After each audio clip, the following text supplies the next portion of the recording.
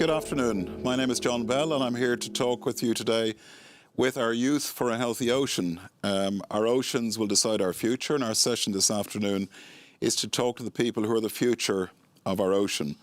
So our aim is to bring you in contact with our youth ambassadors and plastic pirates actors and leading actors from the Air Centre in Portugal to look at how we can make engagement happen, how we can make this change that we want to happen on the ground, how we can actually enhance the career prospects of people going into work and study in this area, how to move people on the ground or in regions in taking part in this great change, and how science diplomacy, science, this great bridge builder, is a way of reaching changes that other parts can't reach. Each of our speakers will have 4 minutes, or they will be electrocuted in some form or other. And we'll be concluding with an address from our colleague Amir Siraj from the Air Centre. Amir, how are you? Very good to have you here this afternoon. We're going to move from north to south. We're going to start in the Arctic-Atlantic basin of the mission. As you know, the mission's main objective is the restoration of our water systems, our ocean and rivers, by the end of the decade. If we do that, then they will look after us. And in the course of this, you'll see the QR code for Slido, and I strongly recommend that you click on that. And if you'd like to ask some questions or get some answers, then please do that. We'll start with Gary Kett, who's actually coming from the Atlantic Lighthouse. The lighthouse is the place, the sea basin, the place in which the changes will take place from the bottom up and using research and science. So tell me, Gary, what is the role of this, your new generation of researchers in making all of this happen? Yeah, thank you, John. And hello, and everyone. Welcome to everyone tuning in. Díomh fáilte romh go léir. I really see the new generation as being a highly connected, a well-versed, highly knowledgeable, and a really effective force for change in the coming movement of ocean literacy. They are knowledgeable in the issues facing them, they grew up in technology around them, and they're engaged with society on all different levels. As part of my duties as an All-Atlantic Ocean Youth Ambassador in Ireland, I've been visiting pre-college, undergraduate and postgraduate students to talk to them about ocean sciences and broader marine professions.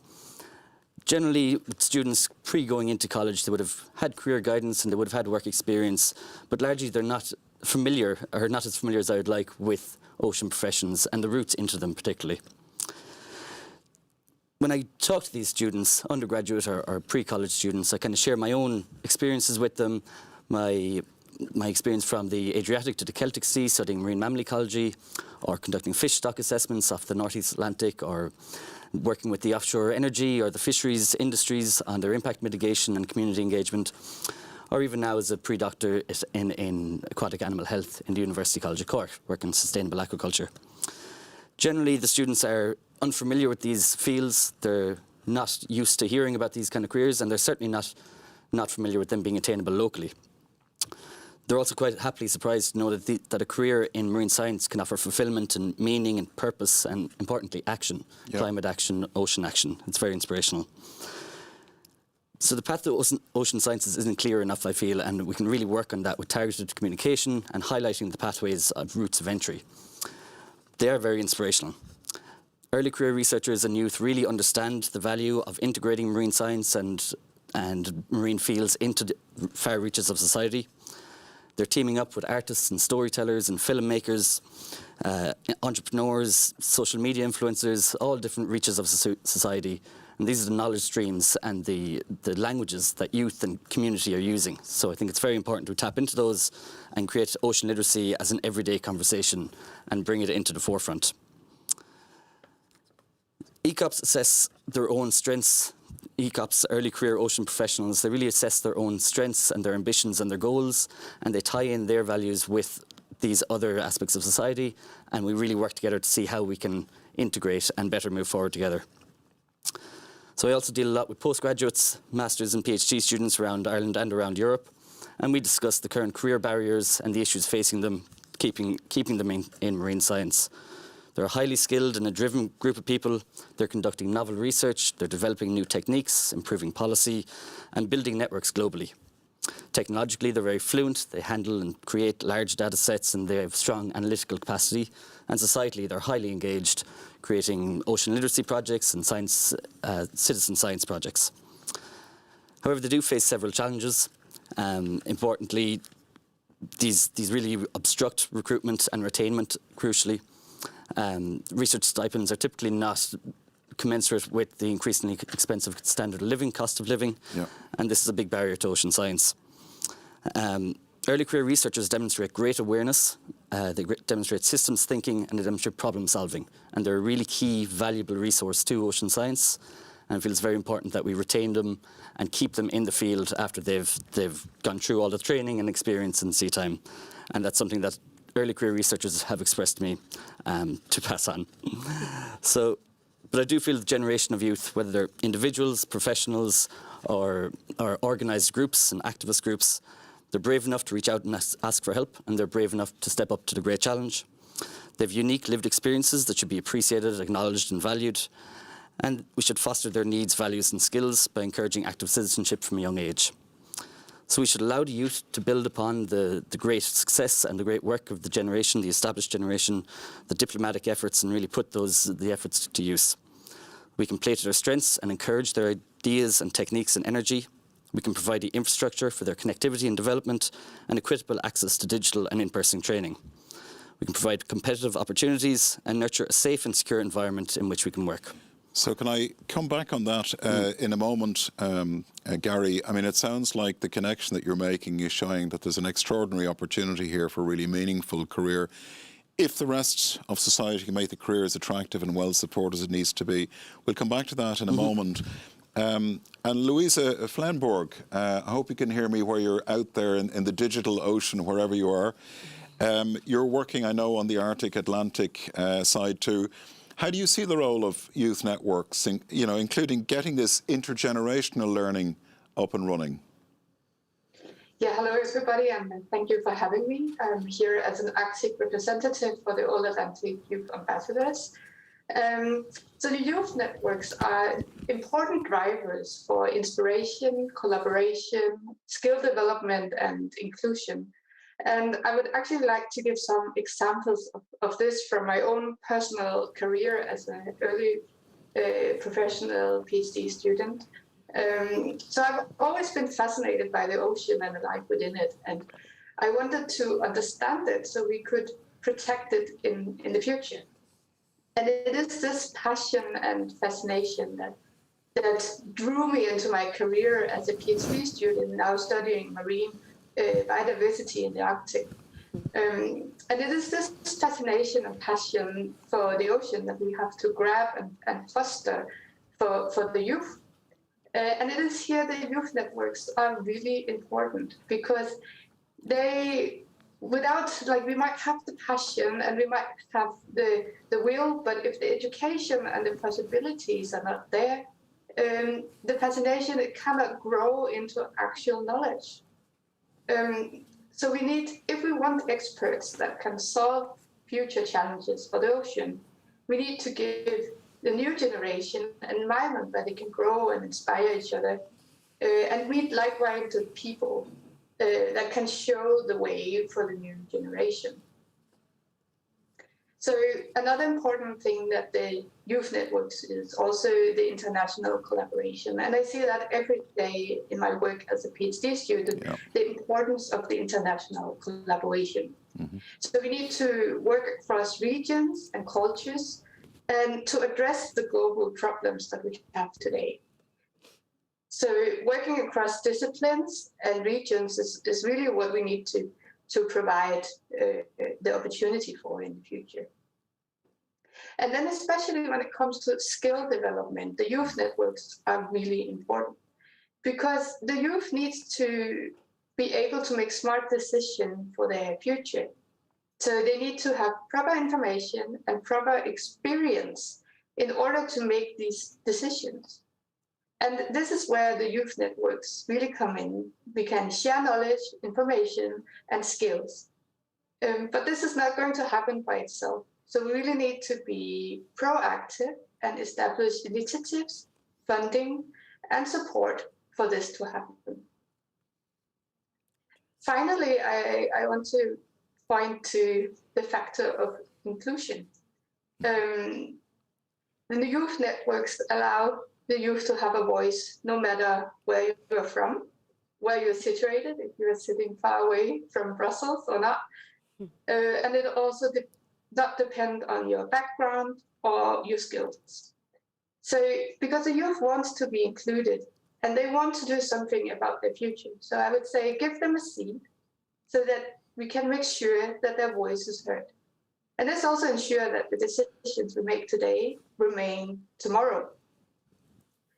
So I really see the youth networks as a place for inspiration, collaboration, skill development, and inclusion. So that's a brief intro on my thoughts of that topic. That's great, Louise. You covered a hell of a lot of ground there in your 4 minutes. And the last 2 points you made, I think, are incredibly important. The inclusion in the sense of actual young career research people actually being involved in policy debates. We did this in Washington, D.C. recently, and it was transformative, actually, the perspective, the people who have a stake in the future and who are closest to the emerging thinking.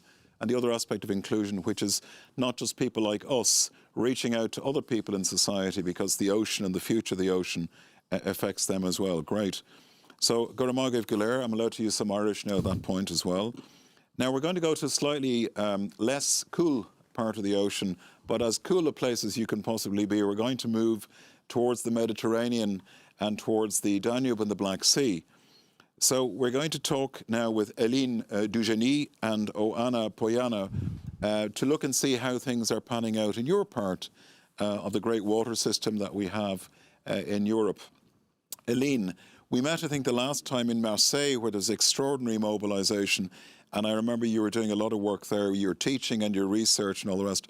Can you tell me, how is that going? Your engagement in schools and your marine research activities, how is this engagement making a difference at a local level for you? Sure, so thank you for having me here in this session.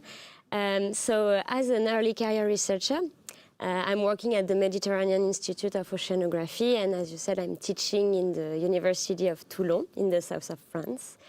And in my work, I often make observations of the current state of the ecosystems. And I think this is our responsibility as scientists to share these observations and the current knowledge, to keep people being aware of the present situation and how it is evolving in time.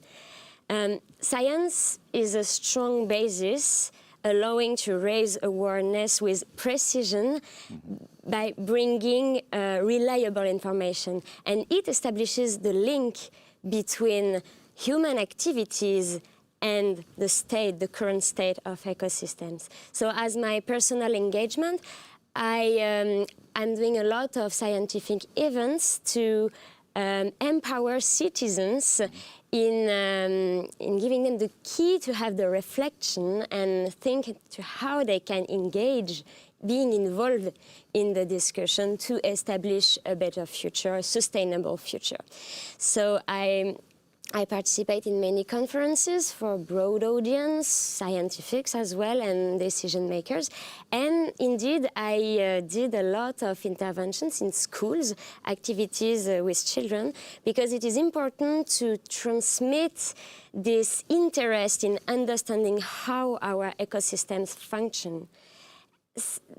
The dissemination of scientific knowledge is crucial, and I'm convinced that educational structure are powerful tools to promote ocean literacy and to enhance the familiarity with nature. And this is a key point, familiarity, because people who understand environmental issues, they will become actors and they will involve. And that's how I think acting with the local communities make the difference, because people who are involved in the discussion, they are becoming conscious actors in establishing this common sustainable future. That's what I think. And I think that scientists have this role to play to bridge science and society in order to have all the stakeholders around the table to discuss about environmental issues and the future of ocean, but also our environment. I think the last point you made, Aline, there is extraordinarily important. We all have the ambition to get to a healthier ocean, a better future. But the decisions we have to take together, if you're in a fishing community, if you're working in a coastal area, or there are taxes to be given to one thing or the other, has to involve everybody. Do you find, are people responding to this? It works, absolutely. I think when we do the effort to communicate and to give this knowledge to people, they receive it because I think everyone wants to be involved. Sometimes they don't have the key, or they don't know how to proceed to be involved. Yeah. If you make them understand how, at their scale, their own scale, they can act, they will do it. It works, actually, even for children, so the citizen of tomorrow, if we want, they are really, really interesting in knowing more about how they can act. This is the essence, Elena, of the mission. What we're trying to do with this mission. The mission is not ours in the institutions or the organizations who are funding it. The mission is the people who are living in these sea basins, what we call the lighthouses, being asked to step in and work out how are we together going to make this journey, make this transition. So this is very encouraging feedback. Oana, coming to a part of Europe that's very close to our hearts at the moment, you're working at these issues from a slightly different perspective, and maybe you can tell us a little bit this regional aspect, regional cooperation, which is going to be so important. I mean, none of us can do anything alone in most aspects of society. When we're talking about our environment, our ecosystems, the water system, we share it with so many people. So for you, on your personal research and your youth networks experience, how do you see science and this discussion that's taking place in political science shaping regional cooperation? Thank you for your question, and thank you for having me. And thank you for giving me the opportunity to be the voice of the Black Sea today. Well, I will answer your question from two different perspectives. First of all, as young Black Sea ambassadors, we are a group of early career ocean professionals coming from very different backgrounds, marine science, industry, policy, and in my case, political science. So we already are a very interdisciplinary team, and we during this program managed to create a very comprehensive idea of this region. So we basically created awareness-raising campaigns, bottom-up and local awareness campaigns, meant to recreate or maybe create the missing link between the Black Sea and citizens, between policy and science. And in my case, it was a campaign entitled The Visual Storytelling of the Black Sea. It was a photo contest. Yeah, from this perspective, I think we were very successful in doing so. As a researcher at Babelsberg University, this year we had a few activities focused on the Black Sea. And I just want to mention a few of them. So I'm conducting research on the Black Sea for the last 10 years. I disseminated all my results through publications. I recently published my book on youth engagement in the Black Sea cooperation. And also, we organized, together with my colleagues from the European Studies faculty, a conference this year in May on the Black Sea security. And we launched a platform where policymakers, think tankers, and academics, of course, can come together and discuss their research results on this platform. So we encourage everyone to check that. And yeah, so I guess science is a very important aspect that can make a difference. Although in my case it was at a smaller scale, but I think it is still doing a difference for the overall objective. Well, I think, Oana, there's nothing small about what you're doing in the Black Sea. Yeah. And I think what I was very struck by when we started the Black Sea Cooperation, this extraordinary capacity of science to reach beyond boundaries. And science is a place that builds bridges, not walls. And it has an extraordinary common language, the common interest that people share of the same sea.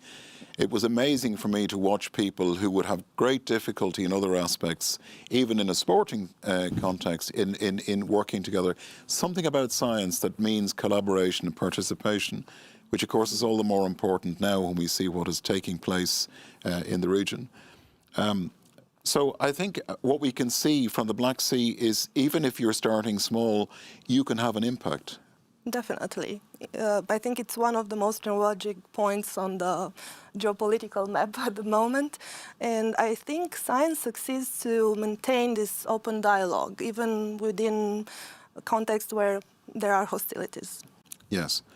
And on that, I'll move on, but not before, to our colleagues who are in the Black Sea. You're in our hearts and minds always here, and we're with you all the way. Of course, we look forward to a time when science and rationality and reason and cooperation is allowed to return to this great part of Europe. Now, we have a pirate with us, believe it or not. One of the plastic pirates, Dennis Brennicke, he's working with the Plastic Pirate, which is a pan-European initiative, including the inland waters. Let's not forget that water comes in all shapes and forms, this great hydrosphere of ours. So this is becoming a pan-European initiative, Dennis. Can we talk a little bit about the inland waters as part of that, and what makes the work that you're doing in the Plastic Pirates, where you're bringing all kinds of actors together, such a valuable research project, and how do you engage? Dennis, over to you. Yes. Hi, everybody. Thank you for having me here. First, I would like to introduce myself. My name is Dennis. I'm a marine biologist. I'm almost done with my PhD, and I started research on plastic pollution almost 10 years ago in Rio de Janeiro, which is one of the most polluted places on Earth. And then in 2014, I moved to Madeira, continued the plastic pollution research. We were showing that plastic pollutants are transporting pollutants, such as heavy metals. And after that, I came back to Germany. I started to work in a school lab called Key Science Factory, and we wanted to bring research and school children closer together. So we developed the Plastic Pirates. Plastic Pirates is a citizen science project. Our German project partners are the Ecologic Institute and the German Aerospace Center. And Plastic Pirates is a project for school children, and they investigate the river pollution in their vicinity. In groups, they are analyzing the plastic pollution in and along the rivers. The rivers, they can be big, like the Rhine River, or very small rivers. The school children, they're also trying to identify potential sources. It's a hands-on activities where the school children, they go to the river, they measure the sampling areas, they measure the velocity of the rivers. They're also using sampling equipment and microplastic nets that we will send to them before the sampling starts. And it's a very fun and active activity. And since 2016, we had more than 20,000 school children that joined in Germany. And because it was so successful in 2020, we expanded the project to Portugal and Slovenia. And now in this autumn, in 2022, 8 other countries are joining the Plastic Pirates, and they take samples all over Europe, or in these 10 countries. And we could show already during the last years that inland waters are an important source for marine plastic pollutions. We found microplastic in 50% or more than 50% of the rivers. For example, one sample had like 220 microplastic particles in the net that the exchange put for 1 hour into the river. Plastic Pirates in general, it's a win-win-win situation. For us, we get a lot of data that we would never get. It helps to bridge the gap between science and society, because we not only disseminate knowledge, the school children, they help to create new knowledge. So far, we received more than 1,000 data sets. And we hope to now see more, getting more data from the rest of Europe. I know, Dennis, it's a great program. Commissioner Gabriel actually was out in Burgas, I think, in Bulgaria last week. She thought it was a fantastic event. And this is the big question: how do we bring citizens into science and into this business? What are you hoping for? What's your ambition with this? That this is the data sets increase, that we have this all over Europe, that this becomes just a normal way of people growing up and doing their education? Yeah, not only this is important for us as researchers, but we want also the people to understand that pollution is not or plastic pollution is not a problem like happening in Asia or in other countries, that is really close to us, and almost every river is polluted with plastic, also here in Germany, where it seems to be pretty clean. We have a question here coming in from Slido. We'll have some questions, Sure. and I won't scare you all by bouncing you into them, but there is one here, first of all, Dennis, for you, some of your pirate followers. If a school in Europe wishes to join the plastic pirates, what should they do? So they can go to our website, plastic-pirates.eu. They can download the free material, and they can order a sampling net, and we have 2 sampling periods per year. The second one, or this one that we have now, will end in 15th of November, and then the next one is starting in May 2023. Even if you are not part of these 10 countries, you can also join, and we try to send the net wherever you are. Great, and you may start pushing your own country to take part. That would be a good thing. There's a question, I think, to me, is that Farkas Rares, how the countries which have no access to the ocean can contribute to this. Why are seas not included into this youth approach? So, first of all, thank you for the question. In fact, the whole approach of the mission is to look at water as a single hydrosphere, as a single water system. We can't fix what happens in the sea basin, in the Mediterranean or in the Black Sea, if we can't fix what's going on upstream in the river. So, for example, we are committed, as the EU is committed in law recently, to restoring 20,000 kilometres of rivers. And lakes are very important. So in the mission, we also have to look at how can we do the same activities in parts of Europe where there are lakes or rivers or inland seas. And I think in answer to your question, Farkas, there's a way of going into this. So you'll see in one of the next sessions where we talk about the lighthouse for the Danube and the Black Sea as a focal point for people working in rivers and lakes and so forth. There's a question for you, Oana. What is the greatest research challenge in the Black Sea? Well, unfortunately, it's the answer might be a bit obvious right now. If I am to refer myself to this specific moment, I think it is quite challenging to do research on site in the countries that are neighboring Russia. So for researchers as me, that might be an issue. And of course, it happens that even this year, I was working on a project that involved Moldova and Ukraine, and then we had to rethink that, unfortunately. And I mean, let's imagine a time where we all work and hope for when we're working in a more normal, evidence-based environment. Just in terms of the scientific challenge, when you're talking to people in the Black Sea, is it pollution or eutrophication or what kind of things? Is it the socioeconomic? Is it the fact that people cannot make a living around the sea basin, or what would be the kind of things that you hear in the conversations that take place? Well, my research focuses mainly on the energy security aspect. So at the moment, I think that would be also a great challenge. Mm-hmm. And although the Black Sea gathers many states that have many things in common, I don't think there's this common identity yet created. Right. And sometimes we find it very difficult to implement our activities within our research projects because there are difficulties in involving everyone equally. So there are hesitations, people are a bit reluctant sometimes. Right. And this differs from one country to another. Mm-hmm. Well, I think that's really what we've been about in Europe for 2 generations, is to find ways to build communities by tackling common problems. Now, young Gary, how can young researchers, somebody has just change the question on screen? I think the question was about how young researchers can actually get into these kind of careers. Yep. Yep, there we go. Here we go again. How can young researchers join the Youth Ambassadors or the Early Career Professionals Network? Gary?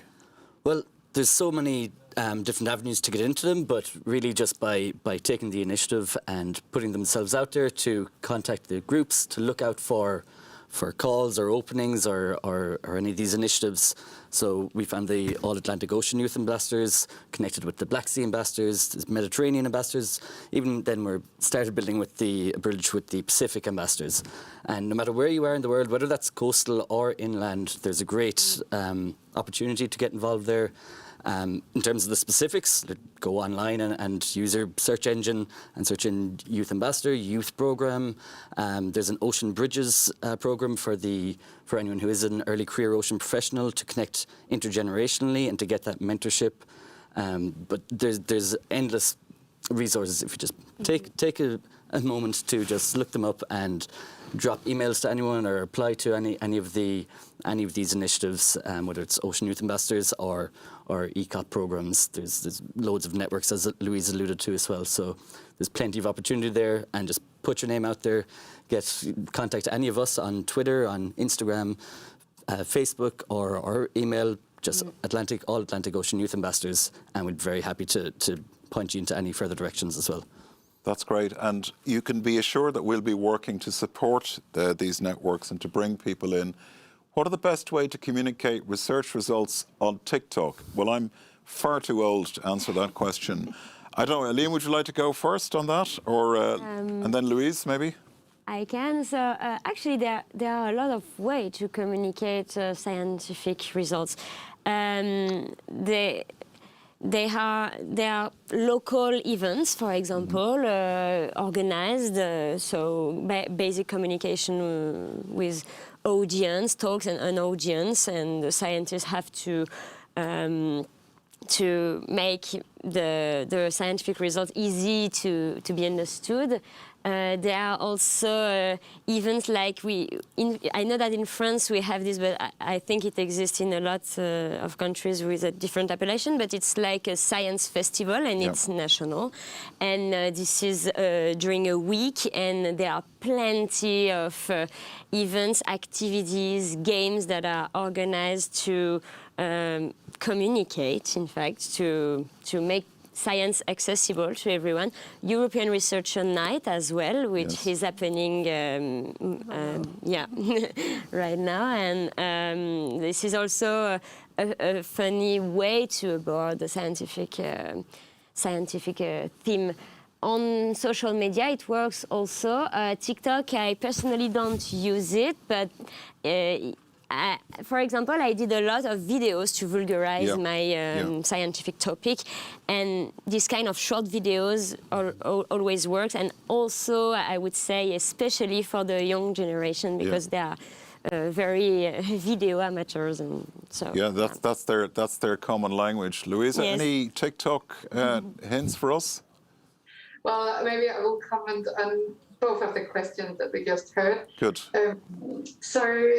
Like, especially in the Arctic, there's a lot of change happening now, and the young people there are really engaged in that. And we do see many like young networks popping up where you can join. So I would definitely say follow them on social media. You can find them. Like, there's a broad variety of communities out there, depending on what you work with. You don't necessarily have to work with marine biology, or it could be politics or whatever is relevant.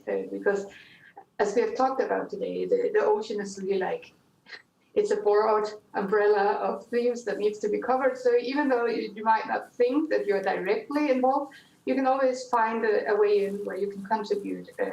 And definitely use the social media. It's the easy way to communicate both across borders and countries and disciplines. Great, thank you for that. I'm going to have to go to Emir Siraj. There's a question for Aline actually, about how to become involved with schools. But I think you've answered a lot of that in your questions. I think the action is to get proactive and get out there and start somewhere. And just to keep on time here, on TikTok, I guess, Emir Siraj, you're the CEO of the Air Centre in Portugal. You can't offer us Ronaldo, for example, to get everybody to watch all the work that we're doing, but you have lots of other things that I think are really extraordinarily impressive. So maybe if you'd like to give us your thoughts at this closing stage of this session, Emir, the floor is yours. Thank you, John, and I'll try to wrap up this session and make some conclusions and also a message that aligns very well with such a rich session that we have here today, with a youth generation working for a better ocean, but also for a blue and green future. We are now in the stage that we need actions that are based on all the knowledge that has been produced in the last decades for the ocean. Here I represent an organization that is called the Air Centre. We are an international network organization that is fostering the development, a sustainable development of the Atlantic region. So we are focusing in the Atlantic. And we are addressing the ocean and climate nexus, integrating various disciplines towards addressing the challenges on regions, but also that are scalable to global challenges that we have in our ocean. We are a partner here of the Commission. We are working in several initiatives. One of them is the All-Atlantic Ocean Research and Innovation Alliance that we have been contributing, but also in the near future, we will be working for the mission Restore Our Ocean and Waters by 2030. I think this panel here shows how important are the future leaders of the ocean, the leaders of tomorrow, that will certainly help us to construct bridges with all relevant stakeholders for a healthy and sustainable ocean that we all want, but also that we need as a humanity. I'm living here in a country that has its shores in the Atlantic. I've been always connected to the ocean. All weekends, even during winter time, I go to the ocean. But today, I have two small children, and I'm really concerned of, if they will have the same opportunity to be connected with the ocean in the future as I am. So we need to work on that. We have many issues now, external issues, negative ones, starting from unjustifiable war to economic challenges and turmoil, as we all know, energy crisis, food shortages, the effects of climate change that we are seeing every day. And this contributes and accelerates the continuous destruction of our ocean. That's why all generations, mainly the youth, the young generations, we need to work together for a sustainable use of ocean resources. And older generations should work connected to young generations. We have one ocean. We talked about here of all the groundwork activities in the different basins from Arctic, Atlantic, Mediterranean, Black Sea. But we need to work together as a one ocean. And you, as youth ambassadors, you have a great responsibility, more than the older generation, to contribute in saving our ocean. I have to say, and I will name some of the initiatives that were mentioned here, that I'm more optimistic, working also at the Air Centre at the leadership role, that there are many initiatives that are having practical results. The All-Atlantic Youth Ambassadors, the Atlantic Blue Schools Network Joint Pilot Action, that includes young opportunities to professionals. The Plastic Pirates, as it was mentioned here, changing the minds of children. And also the ECHO program promoting ocean bridges that is really happening. And the connection between young and older generation is very important because this can scale new ideas, very important initiatives, opening bridges that will connect to policymakers that in the end have also an important role, and society at large. Leave no one behind. This was said by a previous very known South African science minister, that the ocean affects our daily life for all of us. And it's important to mention that many communities are using indigenous knowledge from nature to solve the challenges we have. This is important, you as youth ambassadors or oceanpreneurs that I would call, also to look at these solutions, natural solutions, to contribute to other regions and even scale solutions that can solve the challenges in natural solutions.